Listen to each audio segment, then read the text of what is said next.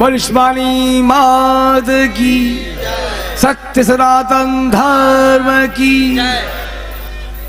आकाशे तारिका लिंगम पाताले हटकेश्वर मृत्युलोके महंकालम सर्वलिंगम नमस्तुते। माँ भगवती, माँ इस्मानी, माँ राजराजेश्वरी की असीम अनुकंपा से श्री महंत रघुनाथ गिरी बापू के तप त्याग बलिदान जो आज हमें यहाँ 5 दिवस में सबको बच्चे बच्चे को नजर आ रहा है।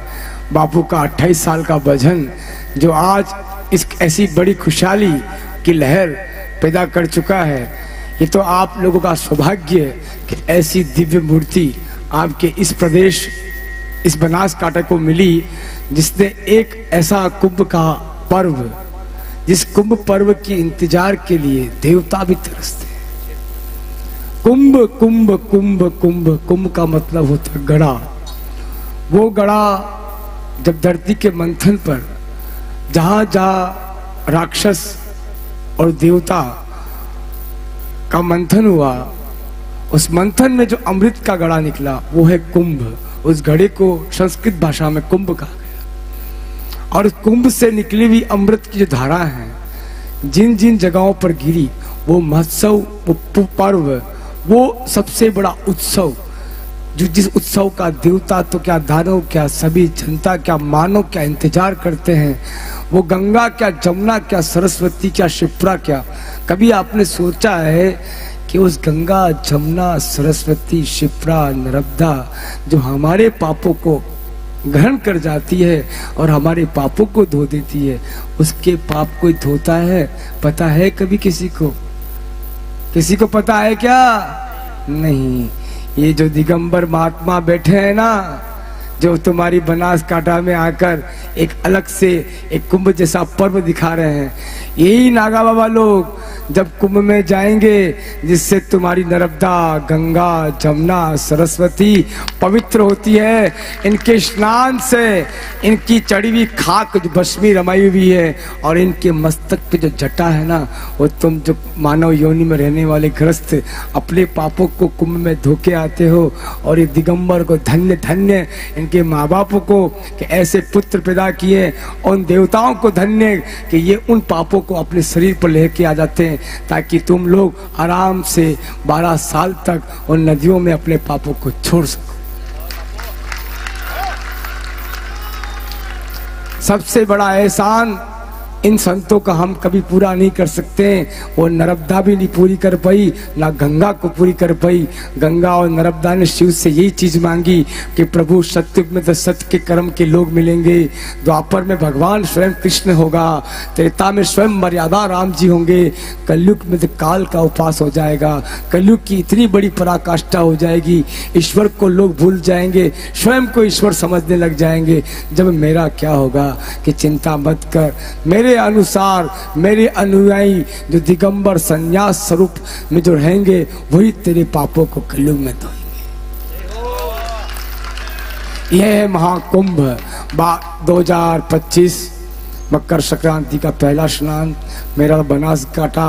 और इस मीडिया द्वारा एसीएम स्टूडियो, जितने भी लाइव चैनल चल रहे हैं, जितने के मोबाइल चल रहे हैं, जो भी देश प्रदेश विदेश से सुनने वाला, और सबसे बड़ी माया भाई को धन्य कि इन्होंने अपना समय दिया, देव पगली को, और जितने भी संगीतकार और सबसे बड़े साजिंदों को, कि इन बच्चों की साजिंदी से कलाकार चलता है, साजिंदा नहीं हो तो कलाकार भी नहीं चल सकता। मेरा आप सभी जनता जनार्दन से और बनासकांठा विशेष जिन क्षत्रियों ने, जिस समाज, नानी भाकर, मोटी भाकर और क्षत्रिय समाज ने जिस भाव से 4.5 महीने में तो कभी गुजरात में आया नहीं था, ना बनासकांठा में, धन्य महात्मा को, धन्य बाबा जी को, जिन्होंने हंस पकड़ को लाके खड़ा कर दिया कि यार चल यार हमारे यहाँ भी चतुर्मास कर लेना। भाई हमें क्या पता भाई यहाँ भी पालनपुर की लीला कैसी है, बापू ने दिखा दिया। कि बापू का भजन था ना, इस भजन से कोई गुजरात से आया हुआ है, कोई राजस्थान से, कोई हिमाचल से, तो कोई उत्तराखंड से, कोई बिहार से, तो कोई यूपी से, कोई हरियाणा से, तो कोई पंजाब से, कोई आंध्रा से, तो कोई तमिलनाडु से, और वो तो सब कुछ सही है, मगर अमेरिका और रशिया तक के भी साधु यहाँ हैं। उससे बड़ा क्या भजन मांगो साधु का आप।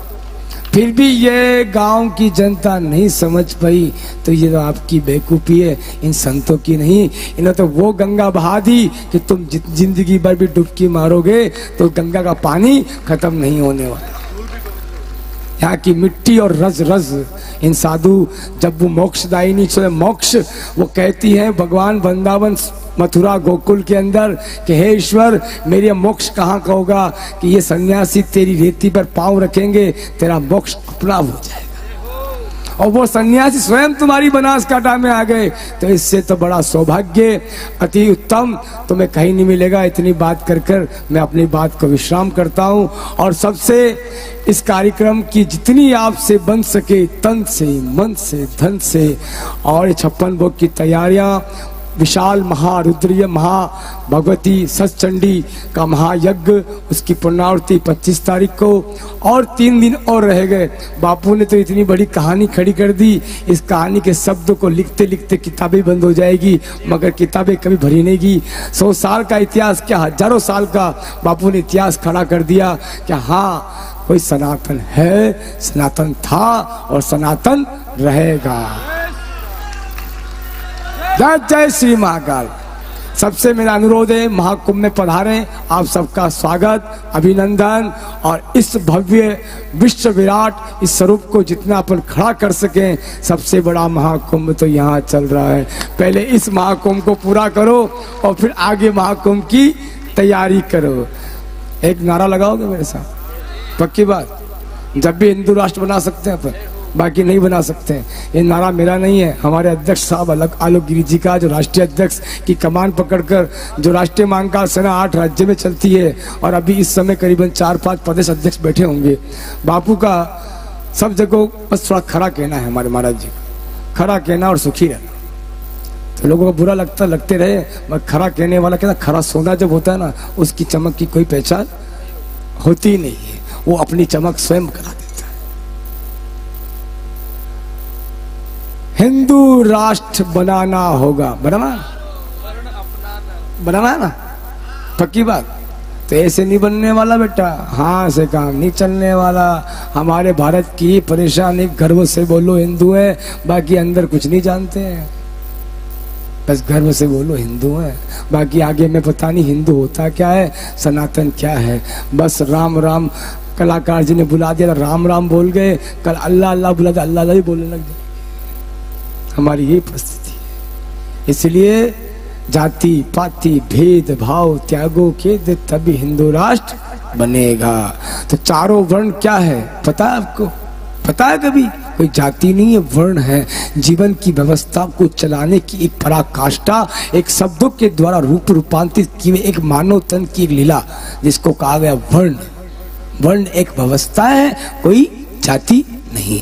जाति केवल एक मानव जाति है, और परमपिता परमात्मा ने केवल ढाई जाति बनाई, स्त्रीलिंग पुल्लिंग और नपुंसकलिंग, और कुछ नहीं बनाया। ये तो हमारी विचारधारा और हमारी मतभेदता।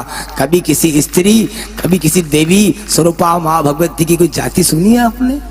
वो बेचारी अपने घर को छोड़कर उस पति के लिए अपनी जीवन दुनिया को त्याग देती है। भले वो शर्मा जी थी, भले वो वर्मा जी थी, भले सोनी जी थी, मगर वहां आने के बाद जो लग जाए उसको मान लेती है।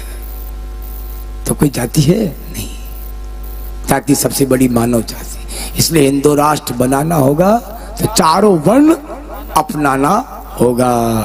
हिंदू राष्ट्र बनाना होगा, अपनाना होगा। यार तुमसे ज्यादा आवाज मेरी भी है यार, ये तो मत करो। कुछ खाता पीता नहीं, 5.5 महीने से बैठे में यार, ऐसी ये तो मत करो यार। हाँ चाय चल के काम चल गया, और तुम लोगों में जान तो मेरे में तेज है यार। फिर तो यार हिंदू राष्ट्र बनाना होगा। पुलिसमानी माता की जय हो।